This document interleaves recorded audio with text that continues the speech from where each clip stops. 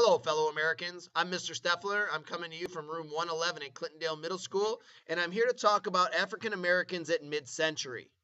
The test is tomorrow, and I want to go over these topics so that you know exactly what is on the test. Almost all African Americans at mid century were slaves, but some people that were African American were actually freed, and there was different ways that they were freed, but many of them, whether they lived in the North or the South, still faced oppression and discrimination. Most people who are African American did not have the right to vote. Some people did not have the property rights that whites had.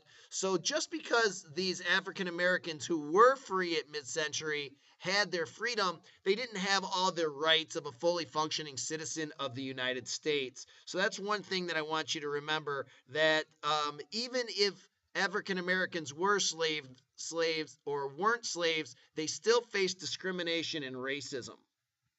Um, the thing that made slavery most profitable in the United States was the invention of the cotton gin. And the cotton gin did not make life easier for slaves. What it did was it made the production of cotton easier, which caused more people to want to grow cotton, and it made slaves more in demand. And as the demand for slaves rose, so did the price. And as the price of slaves rose, the importance of keeping the slaves in slavery also rose, because so many Southerners had put all their money into buying slaves, not in buying any equipment, not in buying any industrial things. They were only buying people. And because of this, it made the slaves extremely valuable. And when they would run away, that's one of the reasons that they were chased so vehemently.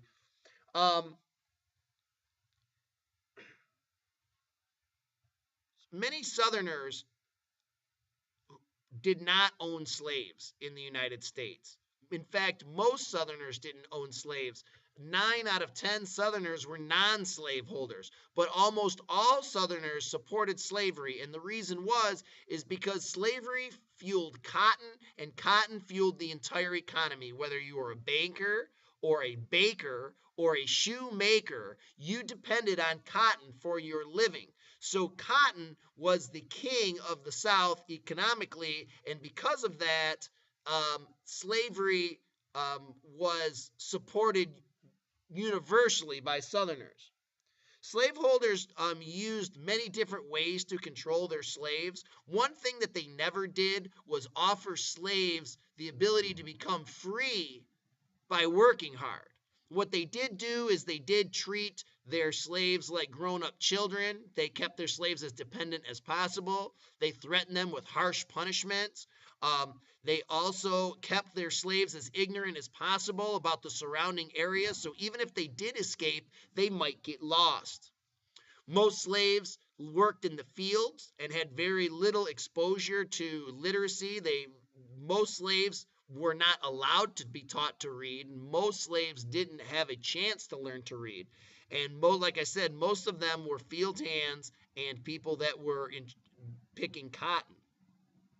The most common way that slaves resisted, I think the thing that you hear about most is like the Underground Railroad, but that's not the most common way that slaves resisted. The most common way that slaves resisted was just by not doing their work, by knocking over a fence, by breaking the tools, by finding some way to get out of doing their work was the most common way. Now, there were slave rebellions, okay, but those slave rebellions were few and far between. Like Nat Turner's rebellion in 1832, that didn't happen very often. So the most common thing was just to avoid work in some way. The things that the slave feared most was being sold away from his family, to have to pick up and leave and go to a new plantation. So slaves hated that. They hated being sold. They hated the way that they were treated as cattle, not as people. Many slaves found hope in what's called the invisible churches. Obviously, the slave masters did not want the slaves getting together and organizing, so even slave churches were banned. And because slave churches were banned, many of them came out at night and had secret slave church services to help give them hope and inspiration and joy. Um, Many slaves brought cultural traditions from Africa. Cultural traditions such as quilting, songs and spiritual singing, stories of folk tales. Um, they enjoyed these things and they worked these things into American culture to make a very unique African American culture. I hope that you've enjoyed this lesson on chapter 20. I hope that you study hard for your test tonight and reread your chapter, complete your notes. God bless you, and God bless America.